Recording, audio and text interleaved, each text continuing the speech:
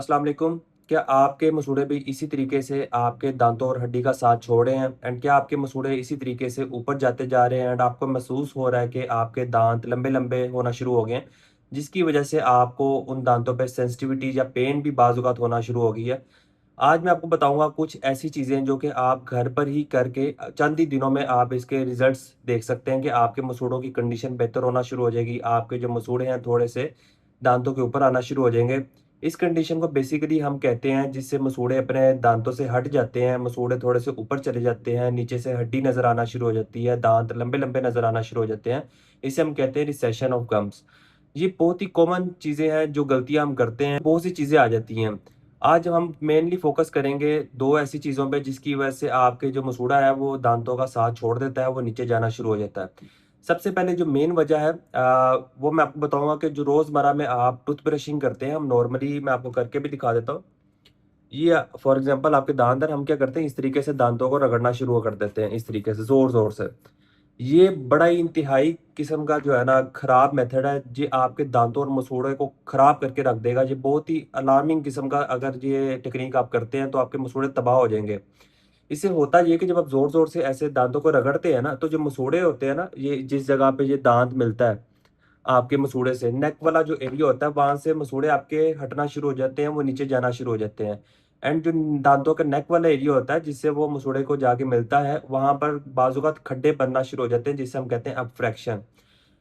सबसे पहले तो हम एक ये मसला है कि आप जो ब्रशिंग गलत तरीके से करते हैं, आपके मसूड़े हटना शुरू हो जाते हैं। दूसरा एक जिसका मैंने पिछली वीडियोज़ में भी अपना बहुत ज़्यादा ज़िक्र किया है कि आपके दाँतों के ऊपर जो जम्स की लेयर होती है, प्लाक, वो आहिस्ता-आहिस्ता सख्त होना शुरू हो जाती है, जिसे हम मास्कोराज या पत्थर कहते हैं, दाँतों के ऊपर पत्थर जम जाता है।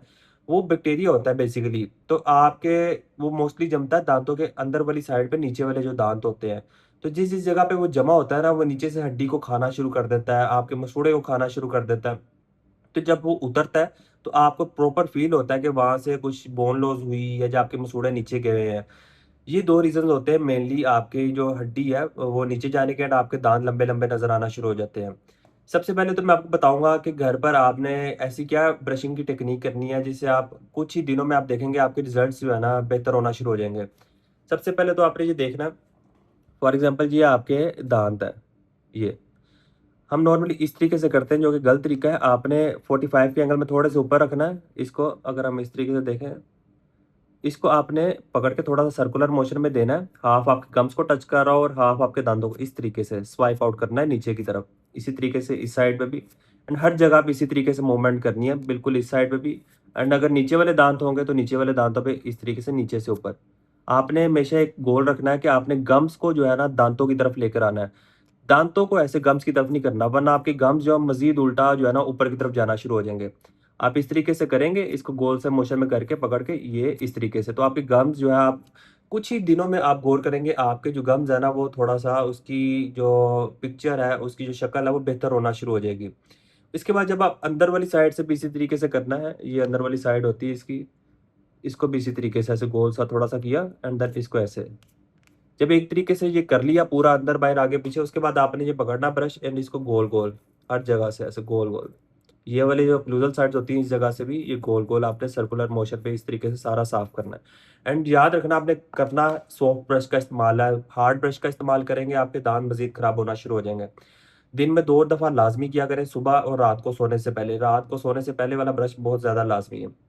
इस टेक्नीक को हम कहते हैं मॉडिफाइड बास टेक्नीक।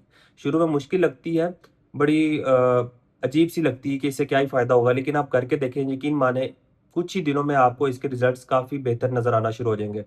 इसके अलावा आपने फ्लॉसिंग लाज़मी करनी है क्योंकि बाहर वाली जगह से खाना वगैरह तो निकल जाता है ब्रशिंग करने से, लेकिन बाज़ औक़ात दाँतों के दरमियान में जो है ना फँस जाता है, मसूड़ों के अंदर भी। तो आप फ्लॉस करेंगे, वो खाना वहाँ से निकलना शुरू हो जाएगा, बैक्टीरिया नहीं जमेगा आपका वहाँ पर, कैल्कुलस नहीं बनेगा, तो आपकी बोन लॉस भी नहीं होगी।